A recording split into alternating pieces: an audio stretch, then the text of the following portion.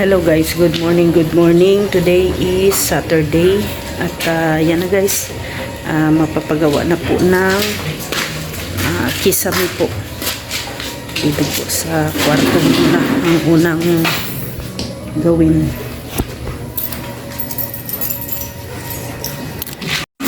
Hello guys, update dito sa ating kwarto. Ayan.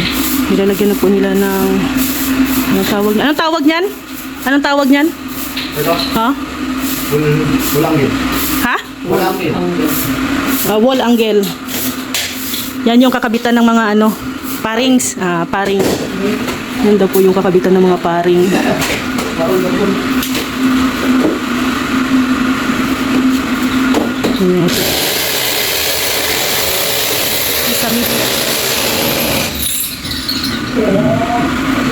Medyo pa ano na, paikot na.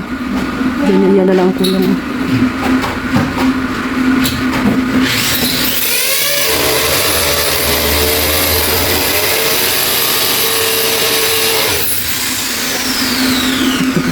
Grabe ang lilinisin ko guys. Pagkatapos nito, mag-operation linis tayo dito sa kwarto. Grabe yan guys. Itong kutsyon guys, hindi po to sa amin guys. Baka isipin nyo sa amin po to. Hindi, kay Ate Ethel po yan na kutsyon. Kaya meron pa po yung cover. Ayan, so, pag matapos po yung bahay ni Ate Ethel, ulipat na rin po yung kutsyon doon sa kanya.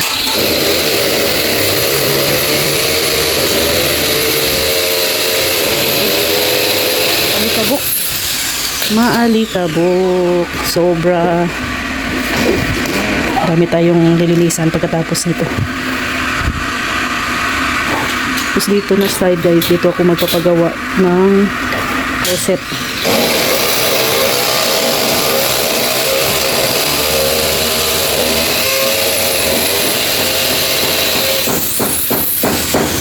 Dito yung ating built-in closet. Yan. Diyan na side, built-in.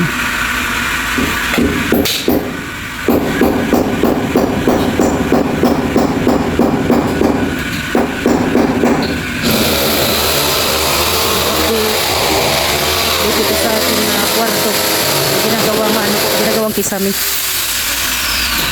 Dito naman po guys, nagluto po tayo ng sinabawan. Ayan.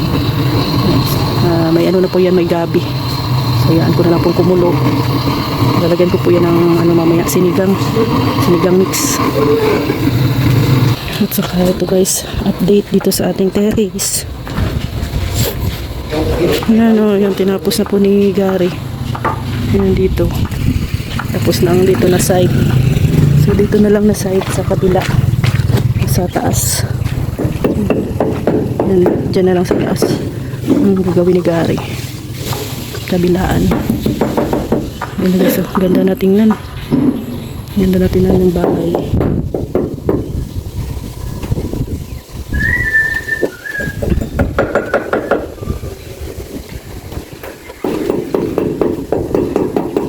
Medyo maano ngayon, medyo makulimlim.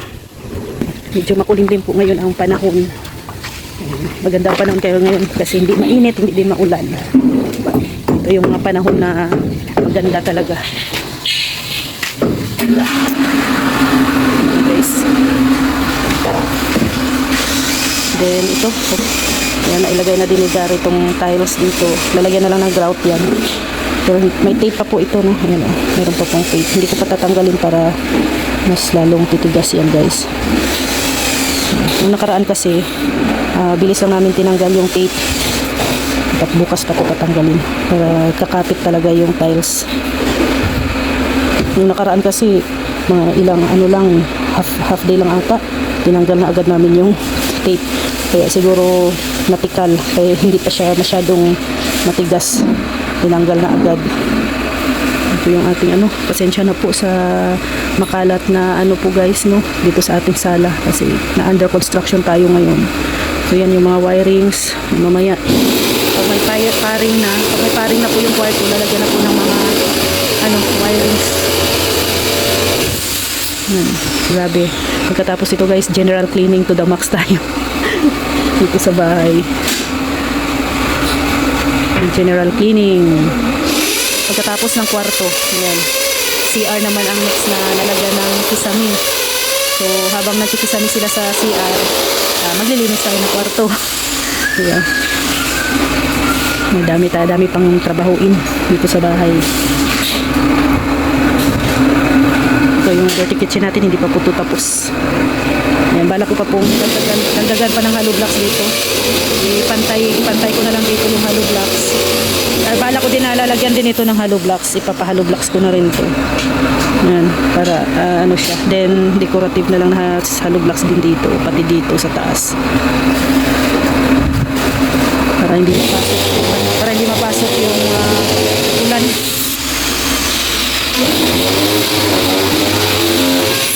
Yung mga update. Tapos na nila Tapos na nila nilagay. Paring na naman ang next.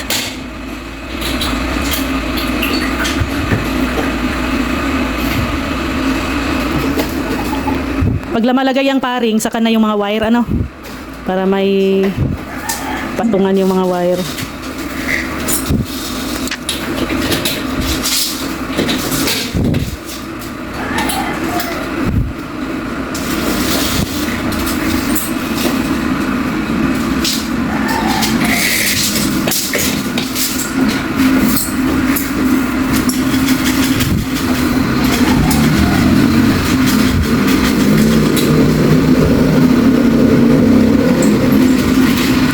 Ating triple window.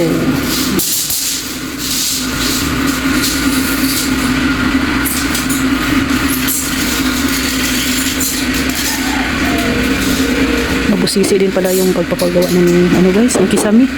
Kailangan measure.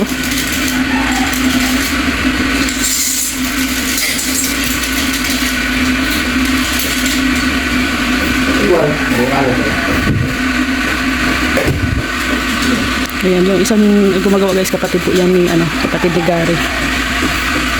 Sa kisame ngayon ang gumagawa yung kapatid ni Gary at saka si JR. Dito sa palitada si Gary. Konting na lang talaga. So, maraming salamat po kay Mami Inday Guapa at kay Tita Evangeline of Hawaii. Thank you po, Tita, sa mga tulong po ninyo sa pagtuloy-tuloy po na pagtrabaho po dito sa aming bahay. Maraming salamat po. Ito yung namin sala. Ito yung magiging sala namin guys. Ito yung aming bar counter. Actually sakto lang po yung bahay namin. Hindi naman siya sabi na masyadong kalakihan po. Yung bahay kasi namin parang nasa center. Kasi may space kami dito sa gilid. Meron din kami space doon sa gilid. Ang nakakaiba lang yung CR namin ay dinikit namin doon sa wall. Pero kung tutusin, may space pa talaga dyan sa gilid. Liit lang ng namin. Sakto lang yung bahay. Yung kasama na din kasi yung terrace. Kung wala siguro yung terrace, siguro lalaki-laki yung ating sala. Saka mayroon pa tayong dining. Kasi lang ay syempre, yan, okay na po yan. At sakto lang po sa amin yan. Sakto lang sa aming pamilya. So dito yung magiging sala natin. So pag entrance mo, yan, dito yung sala, yan, kunting sala set, yan.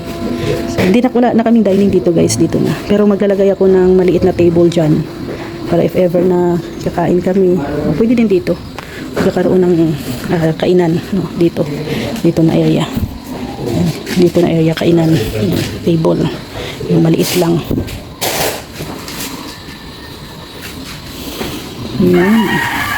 Yan po yung update ngayong Sabado, araw ng Sabado.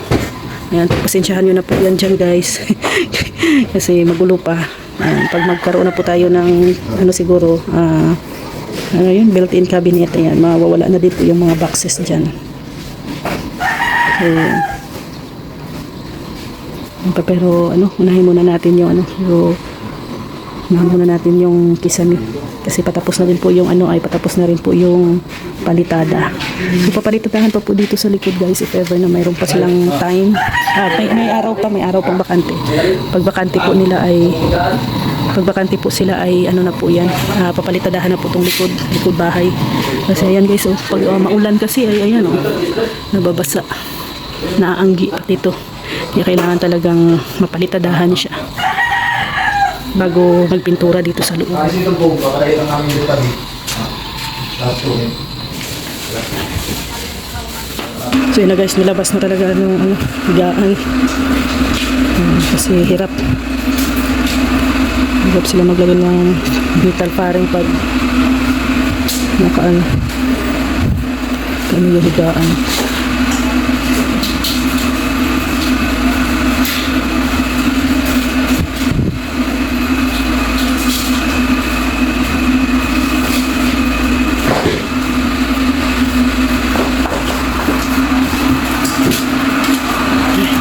So yan na guys, no, maraming salamat po talaga kay Mami Inday Guapa, kay Tita Evangeline.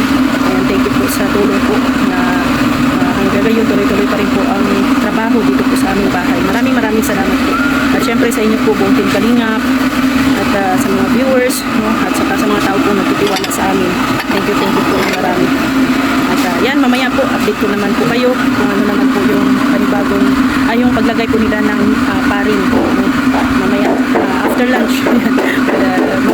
Mag-prepare muna ako ng pang-lunch kasi malapit na rin po na magtanghalian ang ating mga kalender. So maraming salamat. God bless po. Thank you din po kay Kuya Val Santos Atuban at Edna Silvaling at sa buong